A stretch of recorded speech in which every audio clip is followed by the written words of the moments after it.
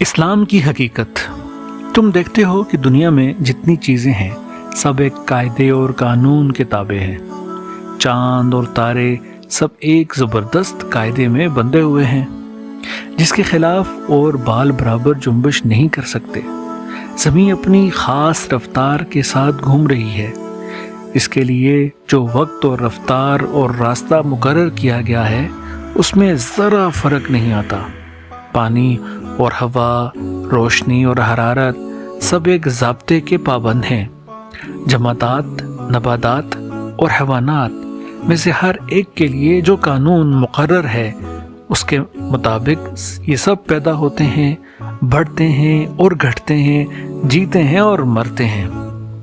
خود انسان کی حالت پر بھی تم غور کرو گے تو تم کو معلوم ہوگا کہ وہ بھی قانون قدرت کا تابع ہے۔ جو قاعدہ اس کی زندگی کے لیے مقرر کیا گیا ہے اسی کے مطابق سانس لیتا ہے، پانی اور غذا اور حرارت اور روشنی حاصل کرتا ہے۔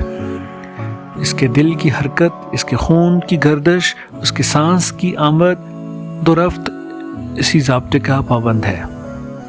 اس کا دماغ، اس کا معدہ، اس کے پھیپھڑے، اس کے اعصاب اور عضلات، اس کے ہاتھ، پاؤں، زبان، آنکھیں، کان اور ناک، غرض اس کے جسم کا ایک ایک حصہ وہی کام کر رہا ہے جو اس کے لیے مقرر ہے، اسی طریقے پر کر رہا ہے جو اس کو بتا دیا گیا ہے۔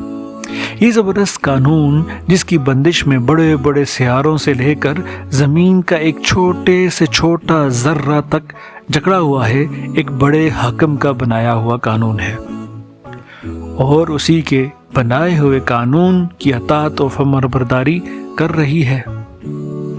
اس لحاظ سے ساری کائنات کا مذہب اسلام ہے، کیونکہ ہم اوپر بیان کر چکے ہیں کہ خدا کی اطاعت اور فرمانبرداری ہی کو اسلام کہتے ہیں۔ سورج، چاند اور تارے سب مسلم ہیں، زمین بھی مسلم ہے، ہوا اور پانی اور روشنی بھی مسلم ہے، درخت اور پتھر اور جانور بھی مسلم ہیں، اور وہ انسان بھی جو خدا کو نہیں پہچانتا اور خدا کا انکار کرتا ہے یا خدا کے سوا دوسروں کو پوچھتا ہے اور خدا کے ساتھ دوسروں کو شریک کرتا ہے، ہاں وہ بھی اپنی فطرت اور طبیعت کے لحاظ سے مسلم ہی ہے، کیونکہ اس کا پیدا ہونا، زندہ رہنا اور مرنا سب کچھ خدائی قانون ہی کے ماتحت ہے۔